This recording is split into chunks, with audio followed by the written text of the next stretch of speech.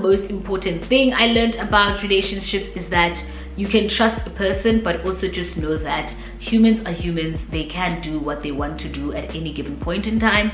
And I think if you enter into a relationship with that, you are more likely to be saved from a lot of drama and a lot of heartbreaks, actually, because you were expecting of this person to make human error mistakes that they could be doing. And I think relationshipically speaking, a human error mistake would be someone waking up and deciding that they want to do what they want to do, even if it hurts their partner. I've been thinking about you. Oh, yeah. Hey guys, and welcome back to my channel. And if it's your first time joining me, then welcome to my channel. I am Yolanda Kumalo, also known as Tushy, on Twitter, Instagram, and on the streets. This is my first I'm lying. This is my second Q&A of 2023. I just thought I should do it because I haven't really done a sit down in a long time, and I enjoy doing sit downs, and you guys seem to also enjoy watching sit down. I'm also featuring a bev that I'm trying out. If you watch my vlog, I think it's gonna come after this video, you will know where I got this this bev, sorry, and how it tastes and how I feel about it and why I'm still drinking it right now. We've got quite a few questions here. I've got two batches of questions. I've got this one, which is the one that I asked, like, I think Udala, I don't remember the date. Let me try to check. 28th of August. And then I have one that I asked 3 days ago, which is, I think, the 10th or the 9th of October. I am going to bounce back between the two. The reason why I have two sets of questions is because I thought I had lost these questions. Gandhi, I did not actually. They were in my archives and I found them. I'm really just going to go, bounce back before all the questions. I'm really not like 100% prepared for this. So yeah, I'm just going to answer questions that I think are interesting and everybody would like to know of. And there are questions that I will skip because I'm not comfortable of sharing information. You guys do know that I always talk about things that I feel like I want to talk about and things that I feel I want to share, and there are certain things that I'm not willing to share, and I really hope that you guys will respect that. Someone asked me, how do you feel when people keep asking you about the past and you trying to move into the future? So I just want to give someone who's new on this channel just a little brief that I was in a long, loud public relationship, and it ended months, I think 4 months or 5 months back, 4 months in May. And so the situation was a lot of people just kept on asking me about the breakup. And so I think this person is asking me, how do I feel about that? I'm not going to lie, to be honest with you guys, I really would get so annoyed, but I always had to remind myself that you guys were not expecting us to break up anytime soon, and that we really never shared the other parts of our relationship. Because remember, people on social media, they only show the happy parts of their relationships, and they don't show their struggles or their struggles within the relationship as well. So I think what happens is that whenever people who are dating in public announce their breakup, the reason why it is a shock is because we obviously don't get to see the other side of the relationship, which is the struggles of the relationship, or like things that are happening behind the scenes that they are not put out there. So you guys get to see this perfect picture right in front of you, and so you fall in love with that. And then when we announce that, okay, we broke up, then it's kind of like, oh wow, like, we did not expect that. It's like kind of comes of it, it actually comes as a shock. So I totally did understand it from that perspective, that you obviously do want to know, but I also did feel like there were people that were overstepping. I know there was one person on a certain day, on my ex's birthday, she sent me a text and she said that I hope uzovakalelwa on this day, like, and then I will feel some way about the day, in English basically. And I felt like that was really like overstepping my boundaries and really trying and pushing me. But yeah, I think most of all, it does really, to answer the question, it does annoy me, but I put myself in that situation by sharing my relationship publicly. And obviously I also do understand it from a human perspective that you guys don't see the downside of the relationship, or the downs of the relationship. So when we announced that we actually broke up, it was kind of like, okay, where did that come from, type of thing. Even though for us, or for me especially, it was easier to understand that, okay, we're breaking up. It was easy for me to process as opposed to you guys, because you guys were not in the relationship. So But to answer the question, I think I would really get annoyed, Shem. And then the next one is, did you have an exit plan before leaving your relationship? If so, how did you go about it? I don't necessarily think I had an exit plan. I think for me, it was mainly just, I was kind of like digesting it or like processing it while I was in the relationship, that I think this is actually what I want to do. And so when I eventually executed it, it was not a shock. It was something I've been processing, that I think this is something I actually want for myself. So it was not more like an exit plan, because I believe an exit plan is when you find someone else maybe, and you know that uzawujola nalamdu next after this relationship. I didn't have that. I just literally processed it while I was in the relationship, that okay, this thing is no longer for me and I would like to get out of it. And I think it took me a couple of months. I think the 5 months I spent, heading over to May, the 5 months was just me processing the fact that I think I no longer want to be in this thing anymore. In as much as I enjoyed it, but just felt like we were just not the vibe. We were just not kicking it anymore. And so I guess that was the exit plan, just thinking about it and praying about it.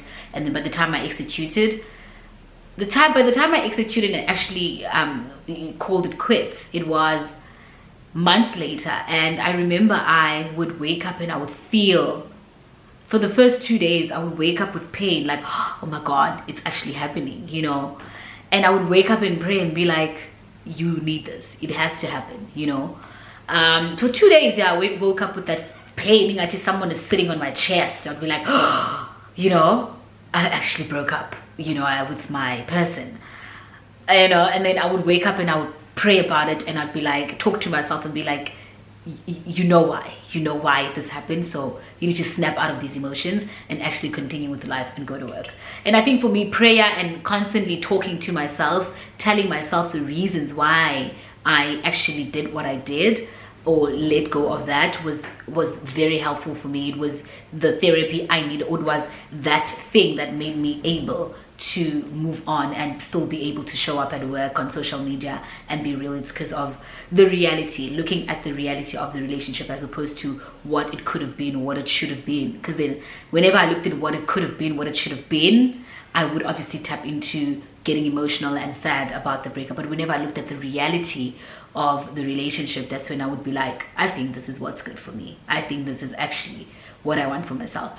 And also at the same time, leaving a space where if it should be, it will be. Like everything is controlled by God at the end of the day. The next one is, Sana, you're gorgeous. I look at you and gain so much inspiration. Love how you value yourself. Thank you so much. That's a compliment, I guess. And I honestly do think that in life you have to value yourself, because if you don't, who will? And you always need to put yourself first, because if you don't, again, who will? And I think you are in charge of your happiness. You are in charge of how you want to feel. So if there are certain things that don't make you feel good, or you want to improve a certain aspect of your life, it is all up to you. Reflecting on the past year, what are you most grateful for? If I'm reflecting for 2022, I think what I'm most grateful for, honestly, it's my relationship with God and being able to know God and working on my relationship with God, because I have seen how that has changed my life and the things that have happened to me ever since I made the decision in 2022, beginning of the year, that I will start rebuilding my relationship with God, and actively so, as in going to church, praying, watching sermons, reading the Bible, etc. So I think that is what I'm really truly grateful for, because I have seen what it has done for me. Honestly, I think that's just like the one biggest thing, because everything else that I could list and say, this is what happened to me, this is what happened, I think it is all because of me focusing and reconnecting with God, and then everything else happened for me in 2022. Right now in 2023, I do feel like I'm out of touch with it. I'm not necessarily sure why it is that yet. I think I am I've got an idea as to maybe why that could be the case, but we're working on it, and even with that, we are still trusting God to sort it out. That's something I'm really not comfortable to share right now. Someone asked me, am I in a new relationship? No, I'm not in a new relationship. I'm not in a new relationship. I was or I am. I'm really not sure where I'm at really in terms of my dating era, because yeah, I've just went on 2 dates really. I've went on multiple dates with one guy, and I really liked him. We clicked. We were so good together. But I think it's just that I'm just not emotionally available for something real. And so I felt like it is not going to work out at all right now for me. And we are just on different levels. And I also don't think I'm ready to be healed by someone. I'm not ready to get into a relationship and have someone heal me. I don't think that, you know, he deserves that from me. So it was kind of like a situation where we just spoke about it and we were like, you know what, maybe we should just lay low a bit and not ruin what we have, until maybe when I'm ready and emotionally available and open to actually dating. And then the second date really was just honestly one date, and then I realized that this gent probably wants bums. And I was like, you ain't getting my bums, dog. Like, you're not getting mine, you know. And I think for me that was a turn off. I was just like, yeah, no thanks. I literally told him, it was like, that's how I felt, and I feel like I can't see you again. So yeah, I do have boundaries when it comes to dating, my dating era, and that was one of them. Like, if you come to me and I see that that's your intention, I'm so sorry. Like, I'm sorry. Like, I don't have time for that, honestly. Or let me say, I don't move that way. Someone is like, I'm not going to answer this one because always people ask me, how is living alone? I think living alone is great. It's amazing. I love it. And more so now that also I'm more open to hosting my friends, my guy friends come over, we chill, we have fun, we drink. My phone is ringing. I'm not going to answer it now. Can you guys hear it? Someone is like, how to cope with losing friends when you've set new boundaries for yourself? I believe that boundaries are very important. Everyone should have set boundaries for themselves. And if anyone does not respect your boundary, then it means that they're not supposed to be in your life. Because someone that truly loves you, when you set a boundary for yourself, should actually respect that boundary and actually look at you and realize, Wuti, well, I love the fact that you have a boundary for yourself. Do you know what I mean? Like, people that love you should encourage you to set boundaries for yourself, and they should also respect the boundaries that you have for yourself. And anyone who feels offended or feels some type of way about your boundary really should be out of your life. Remember, boundaries are there to make sure that we don't do overboard, and we don't go overboard than when we can, or than what we can do, or don't overdo more than what we can do, like in terms of capacity. So if people are offended by your boundaries, it means they just want to run you out. And I don't think you want anyone that wants to run you out in your life. So if you lose a friend because you've set boundaries, then it's literally bye-bye. Gotta go. Like, bye-bye. Honestly. Zero boundaries, bye-bye. Are you in a talking stage with someone? By the time you asked these questions, which was the 28th of August, I was. Are we still talking now? No, not really. Not really talking. So I'm currently not in the talking. Sorry, I'm currently not in a talking stage with anyone right now. I saw an emoji of a pregnant woman. Are you expecting? Yes, I am. Of course not. I'm not expecting. I'm in a jolly no jola. Wow, how? Guys, I just want to put it out there. I always use the pregnant lady emoji only when I am eating, or like just a sign to show that I'm full, like satisfied type of thing. I don't really use it for pregnancy. If I was pregnant, I probably wouldn't announce it that way. Probably would announce it like how everyone else does, because you know, does most of the time.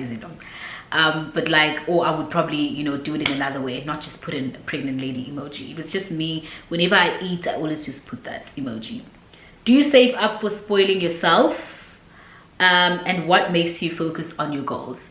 I think what more so makes me focus on my goals, I'm going to start with that question. What makes me focus on my goals really, it's not, I always say to people that I might not know where I'm going or what I want, might not precisely know it to detail, but I know what I'm trying to avoid. You know, I know what the life I'm trying not to have. So that's what keeps me going.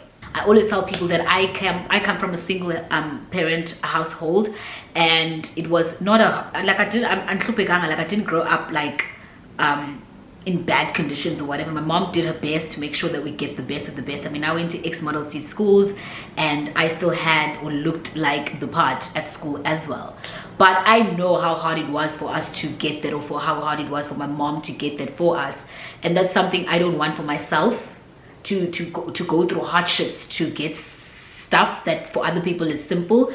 And I also don't want that for my kids as well. I want a life that is comfortable, smooth, not necessarily rich, wealthy, whatever, but I just want comfort. I want to be in a comfortable position in my life where if I need something, I'm able to say, okay, next month I'm gonna get it for myself. So I think that's what pushes me. What makes me want to work hard is because I want a comfortable life for myself and my kids and my husband. Yeah, and my husband. I was gonna say God willing, but I'm like, and my husband. Yeah, but God willing, really.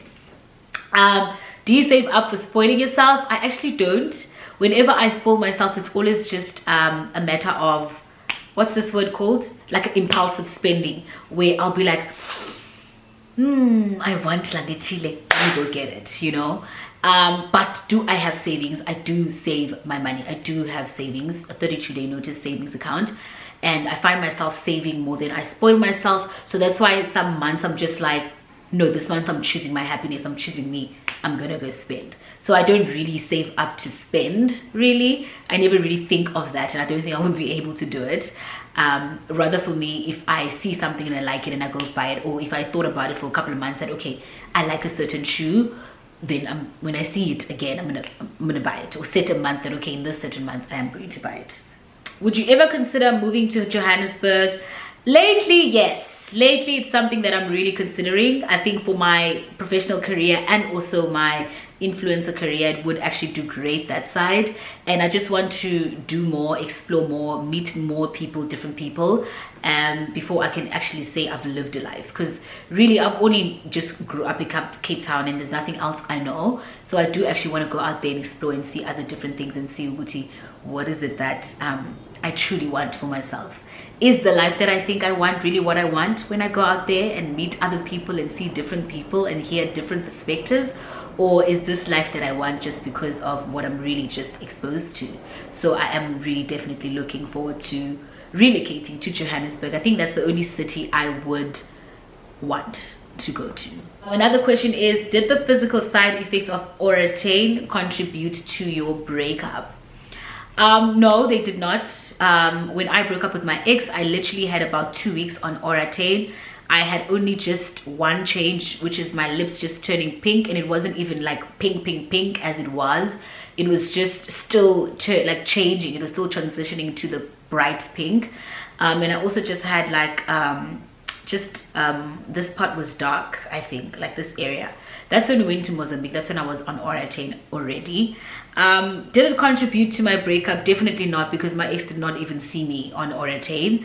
I think if he would see me now, he'd probably be like, "Kwenze kantoni?" Or if he'd see me even later as well, I'd probably have to tell him what I went through, because he didn't see me at all on Oran. But do I think that Oran would have affected my relationship if I was in one? I think so, because the changes were hectic. Like, you see yourself going from looking good to actually becoming, I don't like to use this word, but like literally you just transition, you become something else. You look sick, you lose hair, you have to cut your hair, your skin, your complexion is dark, your lips are bright pink, you just don't look good, you are in pain, nose bleeds, nje, igubi, like it's bad. So I'm very grateful that I actually went through the Oran journey without anyone, or rather in my talking stage with the person I was with, because I was telling my friends and I was saying, it's better for someone to meet me while I'm on Oran and see me transitioning, getting better, as opposed to them meeting me while ndiraiti and then see me transitioning, getting worse. Because obviously then anyone would be like, are you good? Like, even my family was like that, but are you sure you're fine? Like, are you sure you know what you're doing, you know? So I can't imagine if it's your partner. I know, I get it that you're supposed to find someone that loves you unconditional or whatever, but I don't really think I would want to put anyone through that or test anyone. I mean, it was frustrating me. It was hard for me to accept myself like that. So I can't imagine the next person. So no, it did not contribute to my breakup. And Do I think my ex would have left me because of the changes? No, I don't think so, because I think he has seen me in my worst. But also we can't speak for people, guys, because people, they tend to surprise us sometimes. So yeah. Favorite alcoholic drink? I think I love Jameson Select with Indian tonic on ice. Any day, baby. That's my fave. She's saying, I am currently going through a breakup, but none of us ended it. How would you deal with that? I don't understand. How are you going through a breakup, my babe, if you didn't end it? I think maybe you guys are probably just on his space. Probably. I think you guys are just on his space. And I think if no one is contacting anyone, then I would leave it like that, really. But I always say to people, if you feel like you have that burning feeling you want to call, just do it. Don't let your ego or your pride get ahead of you. Do it. You know, don't. But if you don't feel like calling and you're not getting a call back, then don't force to call. But I always say to people, if you feel like you want to call, do it. You know, just do it. Your pride shouldn't get in the way of that. Do it. Call. And then you have a conversation with yourself after you call about how you feel, whether you should have made that call or not, and how that call makes you feel after having it. And then maybe as time goes, you'll stop calling. I don't believe in going through pain and suffering only because of unofonela umuntu. I don't believe in that. What keeps you believing in love, especially after your past relationship? I think I honestly believe in love because I am a very lover. I'm a lover girl. I'm a lover girl at heart. I love hard. I love Shem. I'm so sorry. Like, I would love even my next boyfriend. I would love them to death. And I truly believe in love itself, because I think that's how I was just brought up, you know. And my mom also sharing her love experience with my father makes me believe that love does exist there. People I see, people I know loving each other right in front of me. I do believe that the kind of love I want is out there, and I don't want to be unfair towards myself and say, oh no, I'm done with love, without having to go get there and find it and experience it.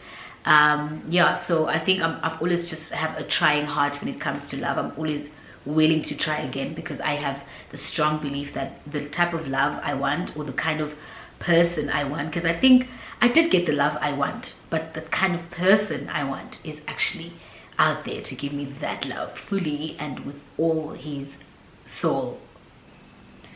Hi, I want to buy iPhone 14 Pro Max. Does it take nice pictures? Someone said she even regrets it.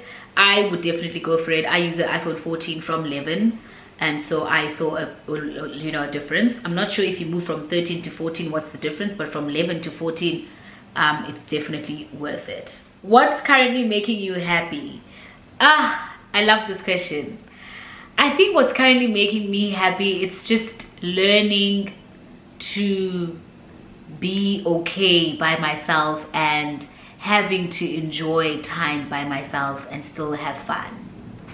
That makes me happy. Learning, and also learning more about myself as my individual self, makes me super happy.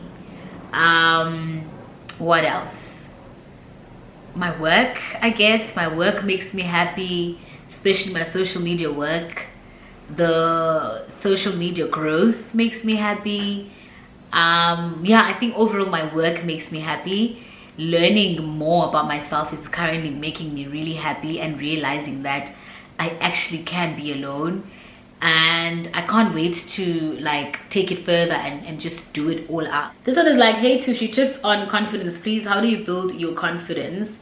I used to be confident. I feel like I've lost my confidence. I think when it comes to confidence, you need to ask yourself what led you to losing your confidence. A lot of things can impact the way you look at yourself, but I think for me, confidence, shame, I don't want to lie, it was built for me by my mom. My mom would tell me, oh Goba, you've got a good body structure, you speak well, you're smart. You know, those are things I heard from my mom. I still hear them till this day from my mom. So I've just always been a confident person about myself. And then I think also just doing well in life, like waking up and being intentional with life and achieving your goals, also does contribute to you being confident about yourself. Like, uzithembe that, you know what, once I do this, I'm this, or I'm the girl. And you're not saying it from just like how you look, but from knowing that, like, I'm smart, I'm clever, I can do things, I can make things happen, you know, if I want them to. I think that also does build a little bit of confidence. So I think maybe you should focus on what actually broke you or like made you lose your confidence so that you can attend to that and then you can go back to your normal self. Do you wish to have kids? I've actually just realized that I don't think I truly want kids.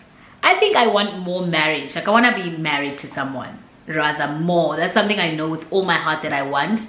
And then I think kids will really be dependent on the relationship I have with my husband and whether he wants kids really. Because I believe that if you are a person that wants kids, it shouldn't be conditional to getting married. You should be umdu ofuna umdana even if you don't have a relationship or the relationship with the father doesn't work out. And I personally don't think I'm that person where I can have a kid and even if the relationship doesn't work out, I'm still okay with having the kid. I think I'm more of, I want to have my husband and have kids. Without my husband, I'm not sure if I'll be okay with kids. And again, I think that's also like a trauma thing because again, I grew up in a household with a single parent. She struggled right in front of my eyes to just try to make things happen for us. And that's not something I would want to go through for myself. It's something I don't think I can handle, to be honest. So I don't want that for myself. Someone is asking lessons you took from your previous relationship. I think the lesson I took from my previous relationships is basically, you're a lot actually, hey. I think I learned that you need to be an individual person when you're dating for a relationship to be nice. You need to have things that make you happy. You need to be full and content with being yourself or with being by yourself, so much that when this person comes, they're just adding a cherry on top. Because if there's anything I always do when I'm in a relationship is I focus on the relationship and kind of forget about everything else. So even when I am having an argument with my partner, you see it ruins my entire day. I don't think that's how it should be. I mean, if that's how it should be, then that's not what I want for myself. I want to be able to not be okay with my partner because of relationship stuff and still be able to show up and be grand in the world, you know, and not have me carry all of that. I don't know, you guys can correct me if I'm reaching, if I want indenge koyo. But I feel like I don't want to have a ripple effect of if my relationship is not grand now, I'm already suffering while I'm sleeping in bed and devoking dilele, which is why I think that's why I kind of expected myself to be like that when I broke up with my ex. Instead, I wasn't. And I think that was honestly God's grace and prayer, honestly. But that's me. Whenever I fought with my ex, I would feel it inside me that I'm not okay and I don't think that's something I want. So I think in order to not have that, you need to be a very whole person as an individual, be grand with yourself.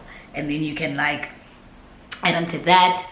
And another most important thing I learned about relationships is that you can trust a person, but also just know that humans are humans. They can do what they want to do at any given point in time.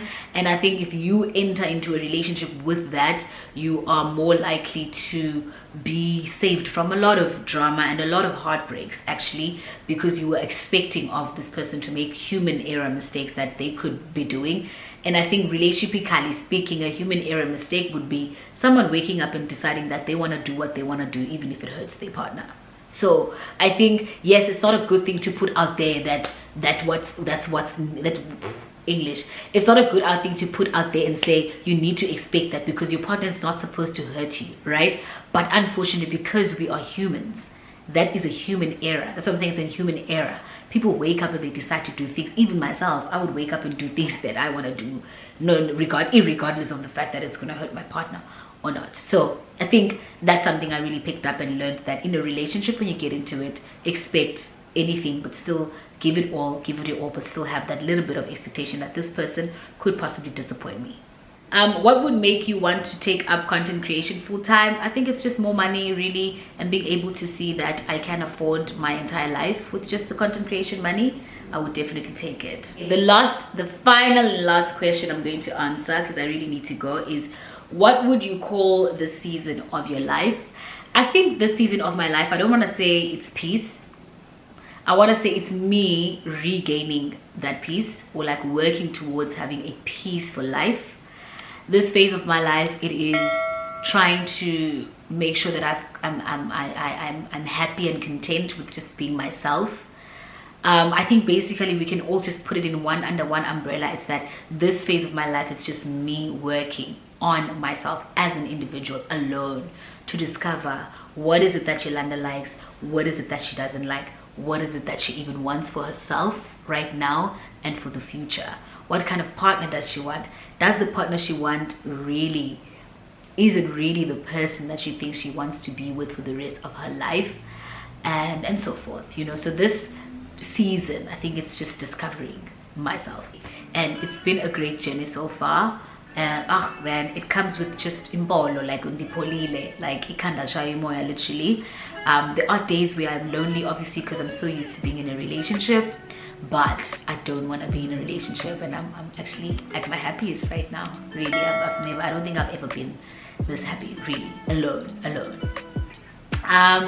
That was the last question, guys. If you watched this far, thank you so much for tuning in. I hope you guys enjoyed the Q&A, and I'm going to see you guys on my next video. Please don't forget to subscribe, like, and comment, and share the video on your Instagram story so that some people can discover this channel and we can hit 30,000 subscribers. English. And we can hit 30,000 subscribers. Thank you so much for tuning in. Bye.